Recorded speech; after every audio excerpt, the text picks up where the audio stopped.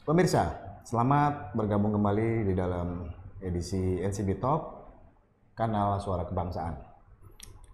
Kali ini kita memasuki episode keempat dengan tema mewujudkan keadilan sosial di tengah kebungan oligarki. Kali ini kita kedatangan tamu istimewa, Bung Erlangga Pribadi Usman, PhD, dosen FISIP Universitas Erlangga Surabaya. Apa kabar Bung Angga? Baik, Bung. Ya. Makasih sudah bergabung di studio kami di Cikini. Ya, saya senang sekali bisa diskusi kita hari ini. Makasih ya. Ini kesempatan yang langka ya bisa bertemu Bung Angga kembali ya. Sedikit Bung Angga kan juga sering muncul di TV-TV nasional, lewat di media, kemudian juga punya podcast sendiri ya. Saya pikir ini buat para pemirsa yang NCB Top ini kesempatan yang baik, dan kali ini kita membahas hal yang sebenarnya sangat jarang disentuh oleh para pengamat politik di sini. Yang kita dalam beberapa bulan terakhir ini banyak dipenuhi wacana soal copres-copres lah menjelang pemilu 2004. Nah, tapi masalah soal keadilan sosial atau ketimpangan sosial ini adalah hal yang sebenarnya memang menjadi amanat dari pembukaan konstitusi kita bahwa mewujudkan kesejahteraan sosial.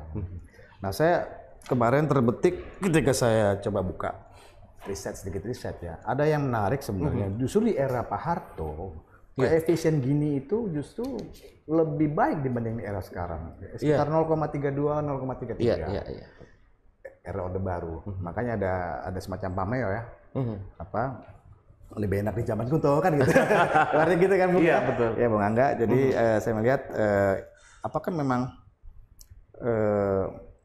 itu terjadi ketimpangan sosial memang karena akibat kapitalisme rente yang dijalankan oleh kelompok elit politik, bisnis dan top tentara saat itu. Nah, tapi yang menjadi pertanyaan kami adalah kenapa di era Orde Baru koefisien Gininya atau ketimbang sosialnya tidak terlalu jauh, tapi sekarang justru lebih dalam. Walaupun kita lihat di data BPS memang kemiskinan berkurang, tapi ketimpangan sosial makin dalam karena justru yang kelompok behave itu atau kelompok semakin kaya gitu kan. Berlipat-lipat kekayaan. Iya, menurut Bung Angga gimana? Iya, pertama kita harus pahami bahwa problem ketimpangan sosial, terus problem yang selama ini kemudian kita kenal sebagai problem oligarki power, itu adalah problem yang sifatnya menyejarah. Artinya bukan suatu hal yang tiba-tiba muncul pada era pada era pasca otoritarianisme, tapi adalah menjadi bagian dari satu proses panjang yang akar-akarnya itu berkembang sejak era sebelum proses reformasi ini bekerja. Nah, dalam konteks ini maka kemudian bisa kita lihat bahwa konstelasi kekuasaan, pertarungan sosial, dan kondisi ekonomi politik yang berlangsung pada era Soeharto itu adalah the origin of social inequality di Indonesia yang menjadi masalah. Dan sebagai the origin, sebagai akar, tentunya bahwa seperti halnya suatu penyakit, pada awal kemudian masuk ke dalam tubuh, tentu efeknya nggak sedalam setelah kemudian proses masalah penyakit itu bekerja sedemikian lama dan tidak mengalami kemudian antisipasi dan penanganan yang serius terkait dengan persoalan tersebut. Nah, itulah yang terjadi di era Soeharto.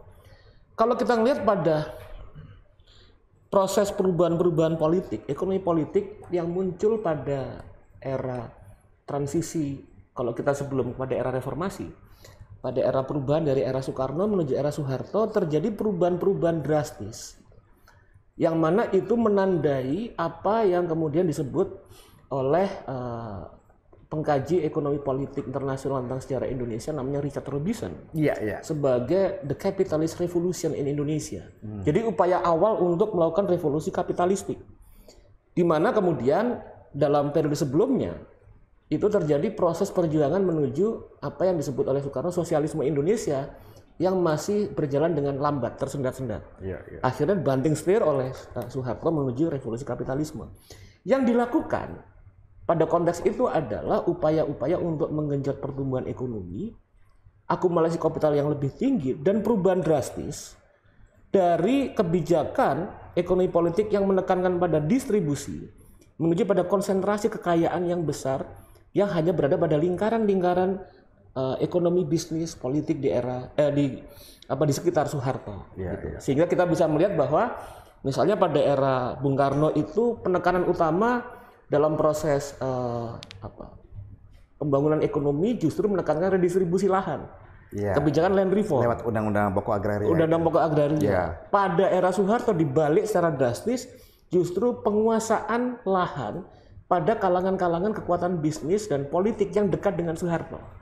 Sehingga kemudian itu memunculkan persoalan-persoalan yang hadir sampai sekarang, penguasaan yang besar, terus kemudian eksploitasi alam, lingkungan, terus kemudian juga perusakan alam dan lain sebagainya, akarnya di situ. Kedua, kemudian yang kita lihat itu adalah proses membangun kapitalisme di Indonesia. Revolusi kapitalis ini dilakukan dengan menciptakan rezim Soeharto itu pengusaha-pengusaha yang kemudian bergantung pada negara. Gitu kan. Dan dari situ kemudian terjadi lingkaran ketergantungan antara kekuatan-kekuatan bisnis dan politik terhadap state resources, sumber daya negara. Gitu kan. Itu terus berlangsung, yang mana kemudian menjadi pelan-pelan ini mereka membangun apa yang disebut sebagai awalan oligarki sistem, yang di dalamnya kemudian pada era Soeharto terpusat, tersentralisasi pada keluarga cendana, gitu kan. Di sisi yang lain, tadi kemudian konsentrasi kekayaan, konsentrasi akses terhadap kepemilikan lahan, terbangunnya suatu tatanan oligarki sistem, terus kemudian perangkat-perangkat pembangunan, proses pembangunan yang dilakukan melalui jalan yang keras, gitu kan, opresif. Ini kemudian terus berlangsung, sementara era reformasi, jatuhnya Soeharto, tidak kemudian diikuti oleh perubahan mendasar terhadap corak kekuasaan seperti ini. Sehingga kemudian proses-proses pelembagaan yang bekerja seiring dengan perubahan-perubahan reformasi dari sistem politik yang tertutup menuju yang terbuka, sentralisme menuju desentralisasi, sistem kemudian misalnya pseudo multipartai menuju multiparti seperti sekarang dan lain sebagainya, ini tidak memberikan perubahan-perubahan mendasar terhadap corak kekuasaan dan corak politik. Oligarki tetap sama. Mereka yang sebelumnya mendapatkan perlindungan politik atau inkubasi politik pada era Soeharto, ketika Soeharto jatuh, lapisan kedua ini kemudian menjadi elit. Menjadi elit dalam konteks mereka masih memiliki resource secara ekonomi, resource secara politik, resource secara sosial, sehingga dalam proses keterbukaan politik pada era demokrasi sekarang, yang terjadi mereka bisa beradaptasi dengan kondisi seperti ini, bisa survive, dan bahkan bisa menguasai arena politik. Di sisi yang lain, kelompok-kelompok atau agensi-agensi politik yang selama ini kemudian pada era Soeharto akhir itu menempatkan diri dalam posisi sebagai kaum reformis, pelan-pelan terserap oleh proses-proses konstelasi kekuatan dominan yang bekerja ini. Nah, dalam kondisi seperti ini kemudian sayangnya kekuatan-kekuatan pro-demokrasi di Indonesia, kalau kita melihat secara historis, sejak era Soeharto dihabiskan keterhubungan mereka terhadap basis sosial melalui proses depolitisasi, penghancuran terhadap basis sosial, di mana kekuatan politik nggak bisa bekerja selain kemudian yang dekat dengan pemerintah sampai ke bawah, gitu kan. Terus kemudian kalau pada era sebelumnya Soekarno itu misalnya kita bisa melihat misalnya kalangan akademisi, kalangan aktivis, kalangan intelektual memiliki basis politik. Sementara mereka pada era tergabung di Front Nasional. Front Nasional, iya kan. Pada era Soeharto yang terjadilah penghancuran terhadap basis tersebut. Yang terjadi floating mass, universitas kemudian dikontrol oleh kekuatan rezim, gitu kan. Intelektual mengalami proses domestikasi selama 32 tahun, sehingga kemudian ketika proses demokratisasi terbuka berlangsung, dalam pertarungan politik mereka tidak bisa survive menghadapi kekuatan-kekuatan yang sebetulnya mendapatkan backup capital, bad politik, bad ekonomi dari Soeharto. Nah, kondisi seperti ini sebetulnya yang membuat saya mau masuk pada asumsi mainstream bahwa kok hampir 25 tahun reformasi tidak mensejahterakan kita, atau tadi yang Mas bilang lu enak zamanku toh. Gitu. Problemnya adalah kalau kita sadari kekuatan, kalau kata bahasa Bung Karno ada kemandekan. Ada kemandekan. Nah, problemnya adalah selama hampir 25 tahun kekuatan-kekuatan pro demokrasi, kekuatan reformis, kekuatan-kekuatan yang progresif gitu, tidak pernah berkuasa di Indonesia. Problemnya adalah bukan karena reformasinya yang lembek, tapi warisan otoritarisme Soeharto masih belum bisa keluar dalam bumi kancah perpolitik perindonesiaan kita sampai sekarang. Gitu. Nah, itu yang kita masih tersandra oleh warisan Soeharto. Ini yang menjadi masalah gitu dalam proses politik, sehingga apa yang kita diskusikan sekarang soal keadilan sosial itu kita masih belum bisa kemudian benar-benar, kalau katanya Bung Karno kan mari berjalan terus gitu, jangan berhenti. Yang terjadi kita nggak berjalan sekarang, kita merangkak gitu, menuju keadilan sosial itu. Tapi kalau kita kembali sebenarnya apa sih esensi yang dicita-citakan oleh para defining father, terutama Bung Karno maupun Bung Hatta kan? Bung Hatta kan juga punya konsepsi tentang keadilan sosial juga.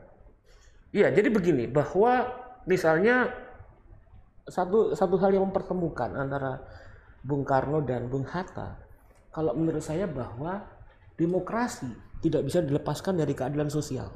Demokrasi ekonomi ya. Demokrasi ekonomi. Ya, artinya kemudian jalan-jalan perjuangan demokrasi itu bukan hanya demokrasi secara politik, tapi juga demokrasi secara ekonomi. Artinya seiring dengan jalan semakin menguatnya pembangunan politik dalam konteks demokrasi harus berhubungan dengan peningkatan kesejahteraan dan perjuangan untuk mencapai keadilan sosial atau memendekkan jarak ketimpangan sosial.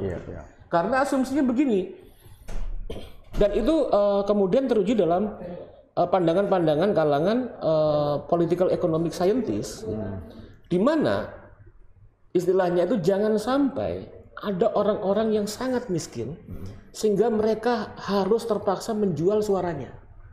Dan jangan sampai ada orang-orang yang sangat kaya atau aliansi kekuatan bisnis politik yang sangat kaya sehingga mereka bisa dengan mudah membeli.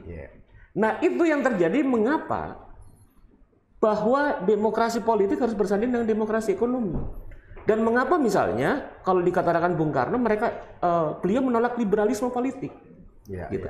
Karena liberalisme politik bahkan dia ini aja bubarkan partai-partai sampai ekstrimnya begitu. Itu ekstrimnya begitu. Itu ada konteksnya dia bicara gitu.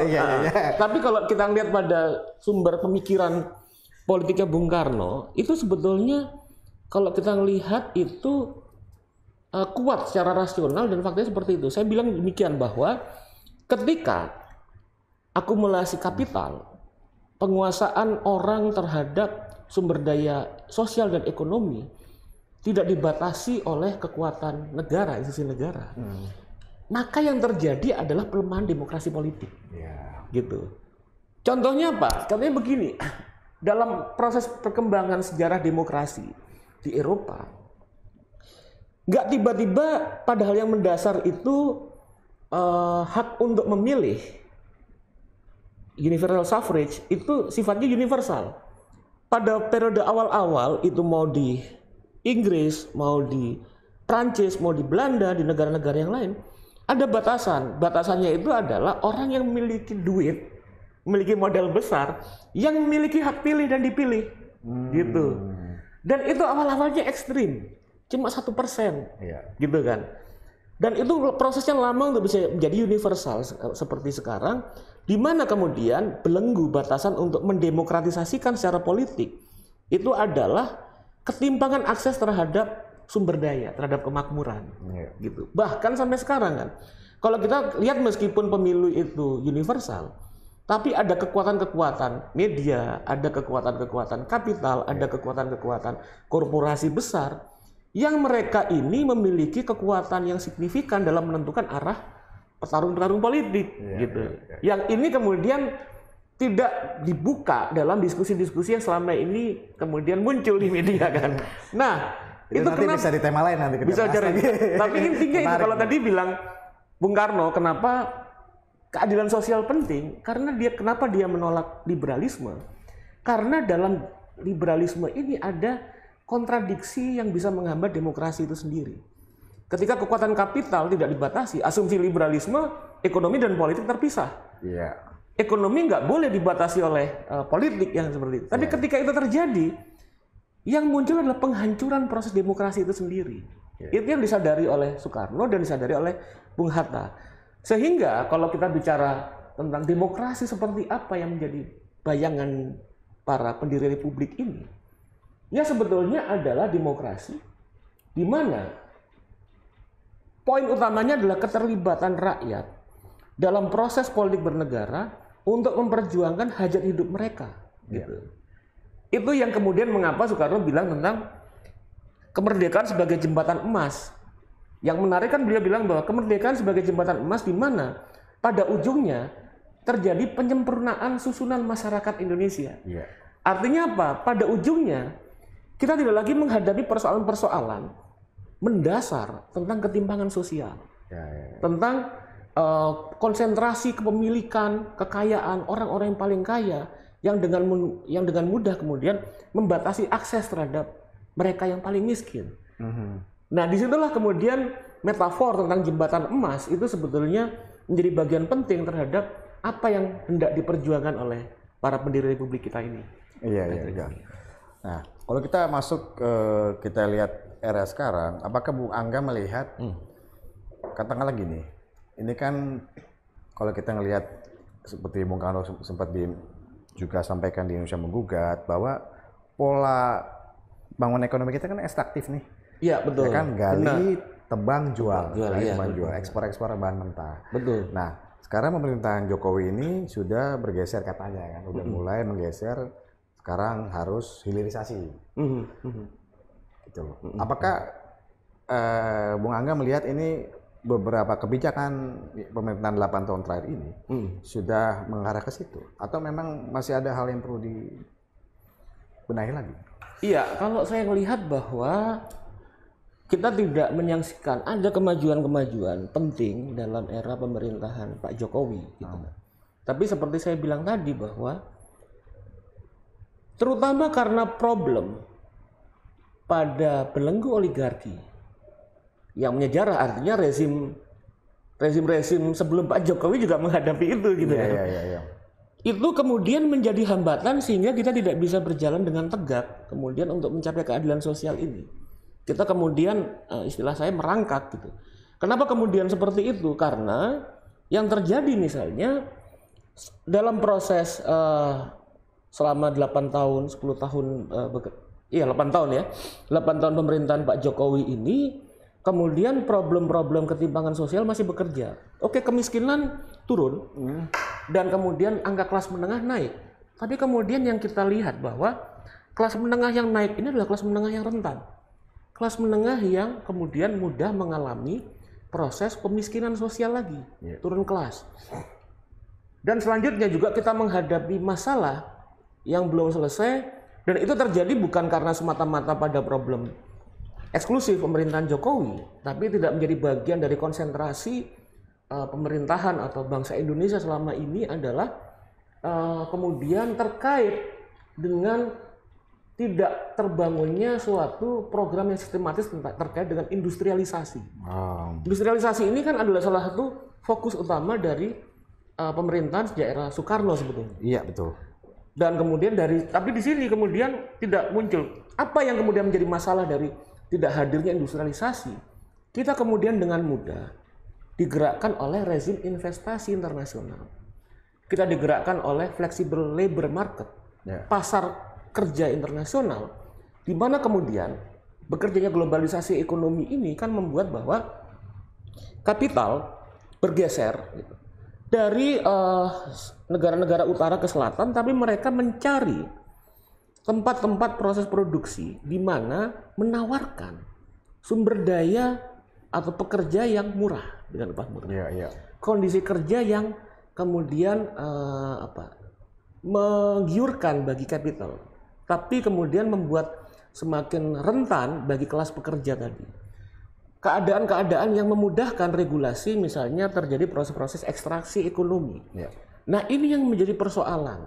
Sehingga kemudian yang terjadi itu bahwa ketika persoalan ini tidak menjadi konsentrasi dari negara, maka kemudian pelemahan hidup dari rakyat itu masih semakin terus berlangsung. Dan kalau kembali kepada tadi diutarakan, misalnya Mas Wisnu terkait dengan Indonesia menggugat, itu yang menjadi masalah dari Soekarno kan? Iya. Yang jadi problem persoalan ini, kita nggak mau kemudian rakyat kita ini hanya menjadi kuli, gitu kan? Kita nggak mau rakyat ini kerjanya itu kemudian melelahkan, tapi kemudian penghasilannya cuma istilahnya dia bilang ya hari-harian aja ya. Hari-harian aja cuma berapa sen, 5 sen, 10 sen seperti itu. Sebenggol sehari. Nggak mau seperti itu, dan ini ternyata kemudian masih menjadi problem dari kita sekarang. Kita berhadapan dengan kondisi struktural yang nggak mudah, karena kemudian kalau kita masuk pada upaya membangun kondisi kerja yang lebih baik, kapital langsung geser ke tempat lain. Betul. Nah, disitulah kemudian signifikansi kita bekerja membangun industrialisasi, gitu kan? Karena dengan industrialisasi kemudian terbangun komitmen komborjuasi yang kuat, bukan hanya terhadap kemajuan usahanya, tapi terhadap nasib bangsanya juga. Terbangun sebuah kemudian kondisi-kondisi stabilitas atau ketetapan kerja yang membuat keadaan dari buruh ini menjadi lebih baik, gitu. Nah, problem industrialisasi ini sebetulnya yang harus menjadi sorotan utama bangsa kita sekarang, gitu. Persoalannya lagi-lagi justru komborjuasi kita, pengusaha kita inilah penguasa yang dimanjakan terhadap akses dari negara, state resource gitu. Artinya, gitu. Daripada gampangnya begini. Daripada gua kemudian masuk industrialisasi, bikin pabrik besar, saving besar, kemudian invest besar, gitu. Nanti kemudian hasilnya masih 5-10 tahun lagi, bayangannya. Lebih baik gue main renting, kan gitu kan. Dapat duitnya sebulan 2 bulan. Itu kan mentalitas gitu kan masalahnya. Nah, ini harus ada pemimpin yang kemudian melakukan perubahan-perubahan signifikan, gitu. Kalau kita bicara tentang tema kita keadilan sosial, masuk pada desain perubahan yang sifatnya mendasar, yang progresif. Nah, saya pikir hal-hal seperti itu yang nggak bisa dilepaskan ketika kita bicara politik. Sehingga kemudian politik itu nggak hanya soal copras-capres yang ada sekarang. Oke, copras-capres itu penting karena tahun depan kita 2024. Tapi bagaimana kemudian kita menguji wawasan mereka, kapasitas mereka, kemampuan mereka menghadapi persoalan-persoalan yang sedang dihadapi kita yang sangat mendasar seperti saat ini sekarang. Nah, tadi kan Bung Angga kan sempat kita diskusi tadi awal sebelum acara ini dimulai, bahwa kalau kita kembali tadi, kalau masyarakat needs-nya masyarakat tidak terpenuhi, akan terjadi timbul semacam keresahan. Betul. Rakyat unrest. Nah, apakah ini sudah menjadi ini kan stabilitas kan menjadi kunci biasanya di setiap rezim. Betul. Iya. Apakah Bung Angga melihat potensi ini akan ada ke depan kalau ini tidak dibiarkan terus? Iya. Kalau kondisi, oleh karena itu sebetulnya apa yang sedang kita bincangkan terkait dengan memperjuangkan keadilan sosial tadi, kemudian bagaimana mendekatkan agar jurang ketimpangan sosial tidak terlalu tinggi, terus bagaimana membangun suatu tatanan ekonomi yang lebih manusiawi pada banyak orang, itu terkesannya normatif, tapi itu mendesak.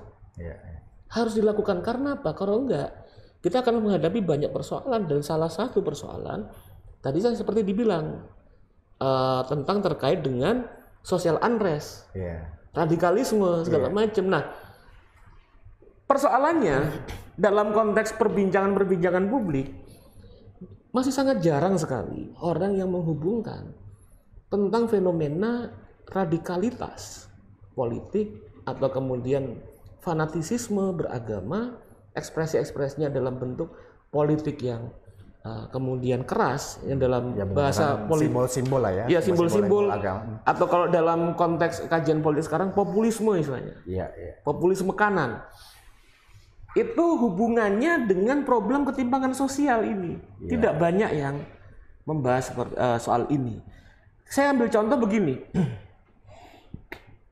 Di Indonesia memang problem fanatisme beragama itu problem yang menyejarah. Tapi kemudian ekspresinya semakin menguat gitu kan.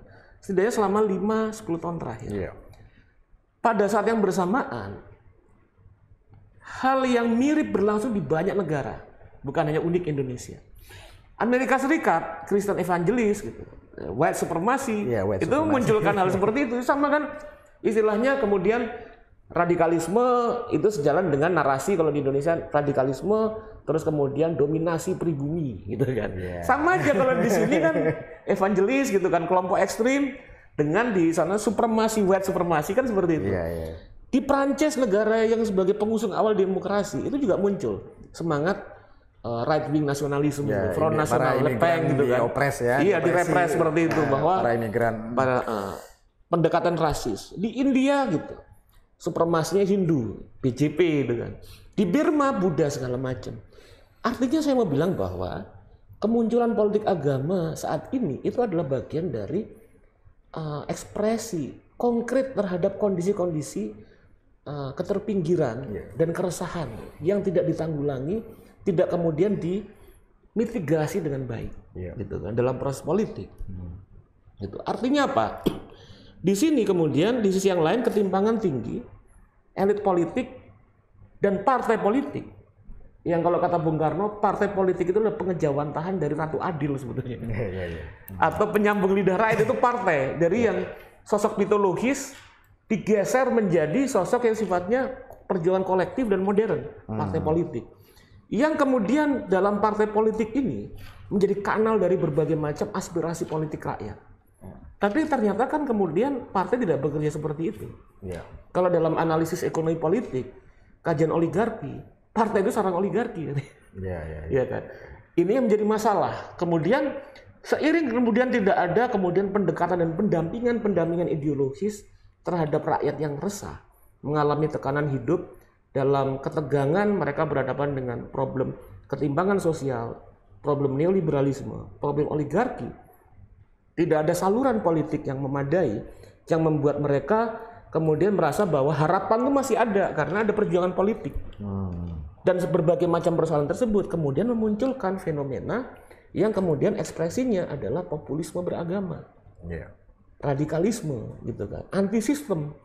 Karena apa? Mereka kemudian tidak bisa lagi berharap dengan sistem yang ada, kira-kira seperti itu. Nah, ini yang harus kemudian menjadi persoalan di mana masalah-masalah yang tadi kita diskusikan terkait dengan radikalisme, social unrest, fanatisme beragama adalah bagian yang tidak terpisahkan dari problem-problem yang sifatnya struktural yang berlangsung dalam konteks persoalan-persoalan di mana problem oligarki, problem ketimpangan sosial menjadi bagian fundamental dari masalah kita berbangsa saat ini. Gitu. Berarti memang sosok yang ke depan ini, pemimpin kita yang diharapkan itu adalah memang harus bisa melakukan perubahan secara struktural ya. Mendasar. Setidaknya dia memberikan harapan. Dia memberikan harapan, setidaknya dia paham bahwa ini ada persoalan krusial, struktural yang harus dihadapi. Dia memiliki sikap dan keberanian untuk mengambil formulasi kebijakan bahkan yang level teknokratik sekalipun untuk menyelesaikan masalah ini. Dan dia kemudian memiliki integritas. Saya pikir demikian, bahwa tentu kalau ada misalnya model pemimpin seperti itu, perubahan nggak bisa muncul dalam semalam kan pasti. Betul, iya pasti. Iya kan. Tapi ketika misalnya rakyat itu diberikan harapan dan diajak, dilibatkan dalam proses ini, kita sedang berjuang seperti ini. Kondisi kita susah, tapi kita sedang berjuang. Masyarakat mulai komitmen. Masyarakat kan paham soal itu. Iya. Kalau misalnya contoh yang menarik itu justru di Malaysia kemarin. Perdana Menteri Malaysia, Anwar Ibrahim, ketika diangkat, langsung dia bilang bahwa mau saya potong itu gaji menteri-menteri semuanya. Betul, itu menunjukkan bahwa sense of crisis bukan hanya menjadi beban dari masyarakat rakyat. Elit juga seperti itu. Atau zamannya Roosevelt dulu ya di Great Depression itu kan? Great Depression. Wah, Great Depression itu canggih itu. Jadi betul-betul bagaimana segenap negara menjadi bagian, kalau yang dibilang Soekarno itu kan bahwa demokrasi itu adalah bagaimana cara negara melibatkan seluruh potensi-potensi dan daya kreatif rakyat dalam proses-proses bernegara memperjuangkan urusan mereka. Di Amerika Serikat pada era Roosevelt ya itu yang dilakukan, gitu kan. Negara hadir, bahkan kemudian hanya dalam kebijakan formulasi ekonomi sosial, tapi juga seniman dilibatkan. Ada film Gone with the Wind, ada kemudian misalnya lukisan-lukisan, mural, dilukiskan tentang pentingnya bekerja segala macam. Nah ini menggerakkan semangat untuk kemudian rakyat ini bisa menyelesaikan bersama persoalan. Ini yang kemudian menjadi salah satu kunci dari apa yang kita harapkan dalam pemimpinan ke depan. Gitu. Karena ini sudah banyak kalangan dari pemerintah sudah bilang bahwa tahun 2023 ini awal krisis, gitu kan, yang besar gitu kan. Sepertinya jadi momok gitu. Jadi momok gitu. Dan kita juga membutuhkan sebuah kekuatan yang luar biasa dari pemimpin, elit politik dan rakyat untuk bisa menghadapi persoalan tersebut. Oke, kita nggak bisa misalnya tahun 2023, 2024 jadi 2025 kita menyelesaikan krisis, nggak semudah itu. Tapi rakyat percaya ini kita ada negara, ada institusi politik yang berjuang bersama dengan kita. Susah senang itu bareng-bareng, kira-kira seperti itu. Nah ini yang saya pikir wacana seperti yang harus yang ditampilkan dalam dalam kemudian proses politik. Meskipun kita bicara copras-capres, tapi kualitasnya beda gitu yang kita bicarakan gitu. Baik. Saya pikir kalau ada intelektual seperti Bung Angga ini semakin banyak, masih ini sudah beres nih urusannya kan. Baik. Terima kasih atas waktunya. Ini luar biasa. Mungkin kita bisa jumpa di agenda berikutnya. Menarik. Dengan senang hati. Banyak hal yang memang harus kita istilahnya jadikan wacana publik ya supaya menjadi pencerahan buat kita semua. Terima kasih banyak Bang Angga. Sukses selalu ya. Sama-sama. Merdeka. Terima kasih pemirsa NCB Top. Sampai ketemu lagi dalam edisi kita selanjutnya. Terima kasih. Merdeka.